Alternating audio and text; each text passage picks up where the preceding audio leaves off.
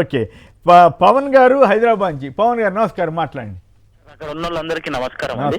మాట్లాడండి. సరే, ఇప్పుడు దయాకర్ అన్న అంటే మనకు ఉద్యమకారుడు, చాలా మనం ఆయన గౌరవిస్తాం అందరం, ఏ పార్టీ అని కాకుండా తెలంగాణ ప్రజలందరూ. అంతేకాకుండా అభ్యంతర పదాలు ఎవరు వాడదు, అస్సలు లేదు. అయితే దయాకర్ అన్న అంటున్నాడు ఏంటంటే మనము ఏమన్నా చేయొచ్చు, దొంగతనం చేయొచ్చు, ఏమన్నా చేయొచ్చు, కానీ వీడియోలు తీయొద్దు అంటున్నాడు అన్న. అట్లా అంటే ఆ కేసు ఎట్లా అయింది అనేది ఆయన అడుగుతున్నారు. ఆయనకు వచ్చిన సందేహం. అవును, నీ ఇంటికి వచ్చి నీ కాడ కూడా ఇంట్లో ఫోన్ పెట్టి చేసుకుందామా? అట్లా కాదు. ఓకే దయాకర్ గారు, కొన్ని సందర్భాల్లో కాదు దయాకర్ గారు, మీకు తెలియని విషయం కాదు, కానీ మీరు డైవర్ట్ చేయడానికి ప్రయత్నం చేస్తున్నారు. కొన్ని సందర్భాల్లో నిఘా వర్గాలు ఈ ఫోన్ ట్యాపింగ్ ద్వారానే పెద్ద పెద్ద దానికి కూడా లెక్క ఉన్నది. నిఘా వర్గాలు చేయని, ఎక్స్ చేయని, వై చేయని ఫోన్ ట్యాపింగ్ కు అంటారా? ఓట్లు కొంటూ ఎమ్మెల్యేలను కొని గవర్నమెంట్ పడేయాలని ఆలోచన. అయితే నేను కూడా చేస్తా. ఇప్పుడు వీళ్ళు చేసే అకృత్యాలకు నేను కూడా చేయమంటారా? చేయట్లేదు. ఇప్పుడు ఏ గవర్నమెంట్ చేయకుండా మాట్లాడొద్దు. అందరు ఎమ్మెల్యేలు ఏమేమి జరుగుతున్నాయి, ఎవరెవరిని ఏం చేయాలి, వాళ్ళ వీక్నెస్లు ఏమున్నాయి, వాళ్ళ బలాలు ఏమున్నాయి అని చెప్పేసి వాళ్ళని అందరిని చేర్చుకోమంటారా? బీఆర్ఎస్ వాళ్ళని అట్లనే కదా 10 మందిని చేర్చారు కదా, ఆల్రెడీ చేరారు కదా. అప్పుడు కేసీఆర్ చేర్చుకున్నారు, ఇప్పుడు మీరు. వారు మొదటి నుంచి అనుసరించింది ఆయన మాకు ఎస్పీ ఉండే ప్రభాకర్ రావు, తర్వాత ఐజీ అయిండు. ఆయన చేసిన అకృత్యాలన్నీ ఇవే. వారి వల్లనే మేము చాలా పెద్దవి ఉన్నాయి. వేరే అంశంలోకి వెళ్దాం. ఒక్క నిమిషం. వెంకట్ గారు హైదరాబాద్ నుంచి. వెంకట్ గారు నమస్కారం. నమస్కారం అండి. నమస్కారం. మన దయాకర్ గారు జనరల్ గా ఏమిటంటే ఆయనకు క్లారిటీ ఉండేదండి, విషయం మీద జాగ్రత్తగా మాట్లాడేవారు. ఆయన ఎందుకో చాలా కన్ఫ్యూజన్ లో ఉన్నారు.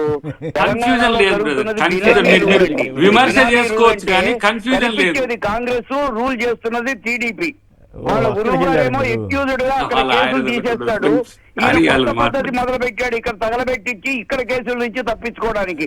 ఏమీ తేడా లేదండి.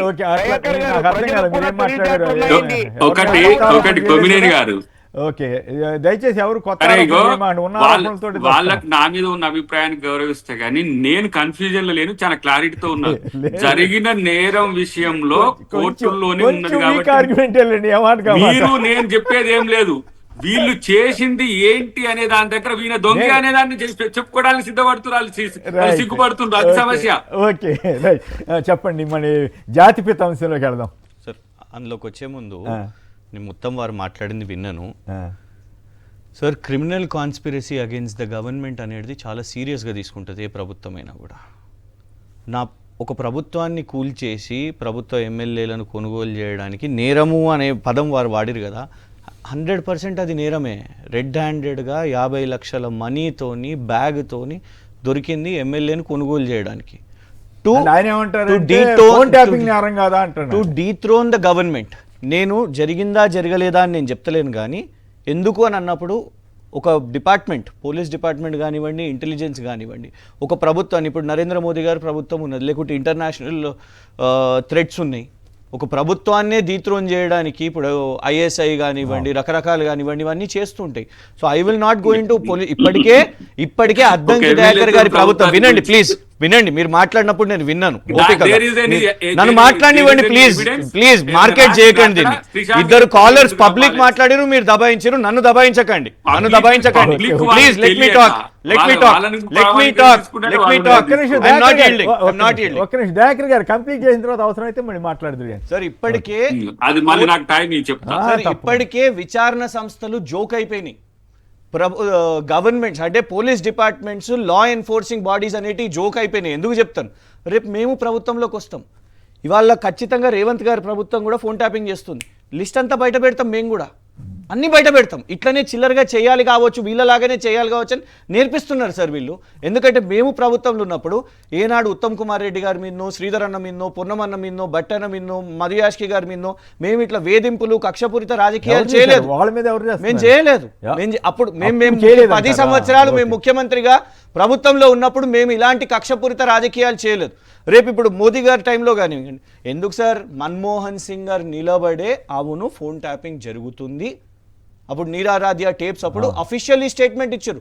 కొందరు కార్పొరేట్స్ మా ప్రభుత్వం సావరెంటీ టాటా దెబ్బతీస్తున్నారు అని అంటే కూడా టాటా ఎస్ సార్ అనేది కదా. ఏం మాట్లాడుతున్నారు, హీఈస్ అబ్సల్యూట్లీ కన్ఫ్యూజ్డ్. ఎందుకు చెప్తాను నేను, ఫస్ట్ స్టేట్మెంటే ఇట్ ఈస్ అ జోక్.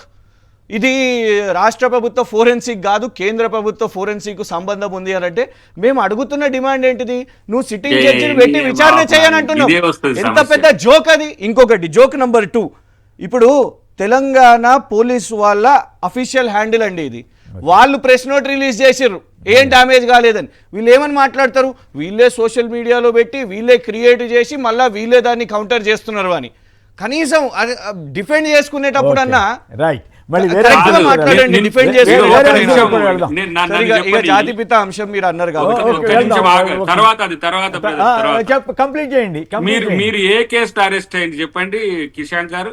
ఎవరు?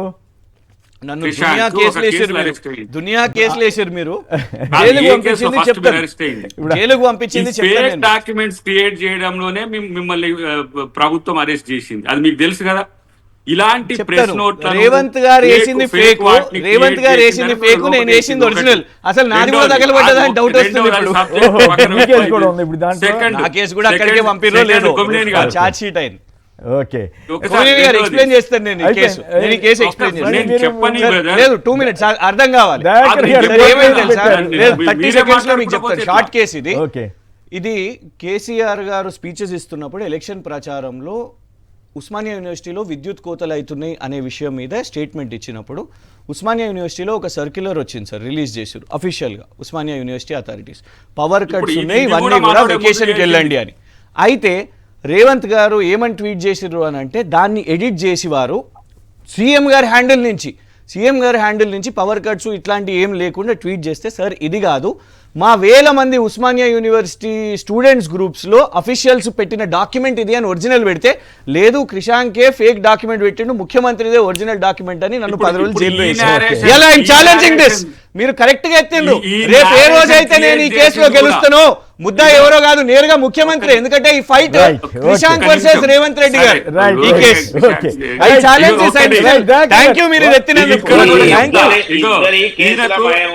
వినండి ఒక్క నిమిషమే, ఇక్కడ ఇది చెప్పని ఒక్క నిమిషం ప్రేమన్న. ఇప్పుడు ఇది కూడా క్రిషాంక్ ఇచ్చింది కేటీఆర్ ఇచ్చి మళ్ళా ఈ మనోందాన్ని ఆయన రీట్వీట్ చేస్తాడు. ఎవరు? కేటీఆర్.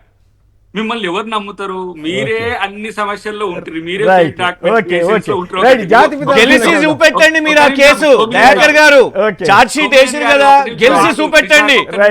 లేకుంటే ముఖం తల దించుకునేది మీ రేవంత్ రెడ్డి గారి ఆ కేసులో బరాబర్ ఛాలెంజ్ చేస్తున్నారు. పెట్టింది ఒరిజినల్. జాతిపిత అంశంలోకి చాలా ఇంట్రెస్టింగ్ అంశం జాతిపిత అంశంలోకి ఆరోపణలు ప్రత్యారోపణలోకి వెళ్దాం.